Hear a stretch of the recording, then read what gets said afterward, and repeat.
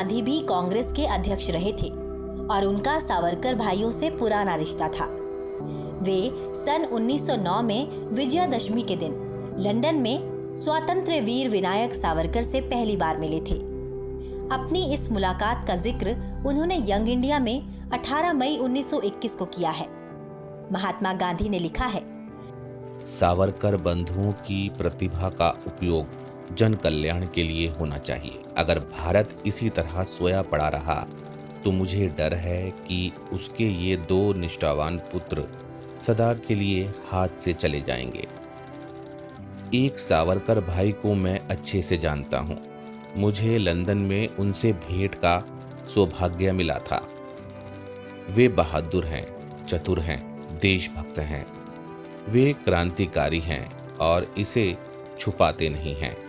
मौजूदा शासन प्रणाली की बुराई का सबसे भीषण रूप मुझसे काफी पहले देख लिया था। आज भारत को, अपने देश को दिलो जान से प्यार करने के अपराध में काला पानी भोग रहे हैं।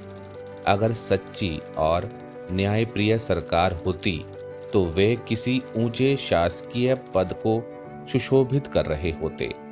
मुझे उनके और उनके भाई के लिए बड़ा दुख है।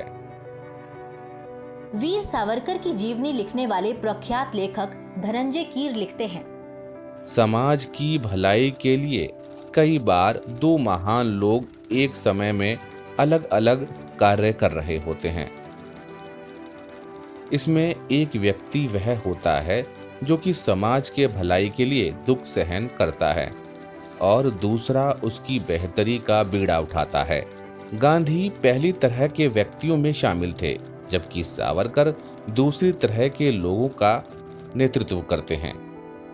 कीर सावरकर के साथ साथ लोकमान्य तिलक, डॉक्टर भीमराव अंबेडकर और ज्योतिराव फुले के भी जीवनीकार हैं। गांधी और सावरकर को अलग नजरिए से देखना कोई समझदारी नहीं है। जब महात्मा गांधी 1927 में रत्नागिरी के दौरे पर थे, उनकी मुलाकात सावरकर से हुई थी। दोनों ने अस्पृश्यता और शुद्धि के संबंध में बातचीत की।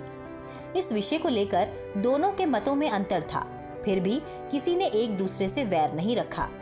महात्मा गांधी लिखते हैं, सत्य प्रेमी तथा सत्य के लिए प्राण तक न्यौछावर कर सकने वाले व्यक्ति के रूप में आपके लिए मेरे मन में कितना आदर है।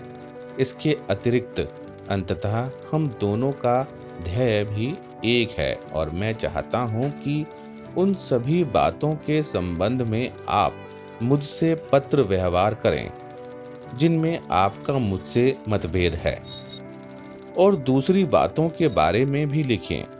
मैं जानता हूं कि आप रत्नागिरी से बाहर नहीं जा सकते, इसलिए यदि जरूरी हो तो इन बातों पर जी भरकर बातचीत करने के लिए मुझे 2-3 दिन का समय निकालकर आपके पास आकर रहना भी नहीं अखरेगा। क्या आज के कांग्रेस के नेता महात्मा गांधी के सावरकर के प्रति विश्वास और लगाव को झुठला सकते हैं? वैसे देखा जाए तो कांग्रेस के नेताओं को अपने पुस्तकालय में धूल खा रही पुस्तकों को भी एक बार पढ़ने की जरूरत है।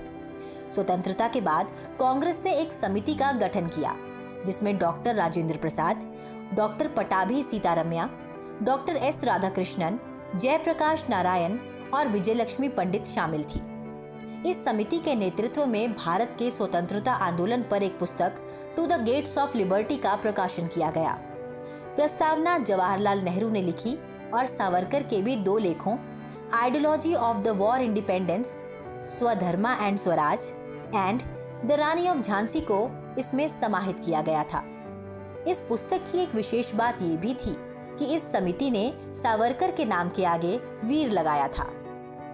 इस वक्त कांग्रेस के नेता जो स्वातंत्र्य वीर सावरकर को लेकर अनर्गल प्रलाप करते हैं, उन्हें अपने पूर्वजों से कुछ सीख लेने की जरूरत है।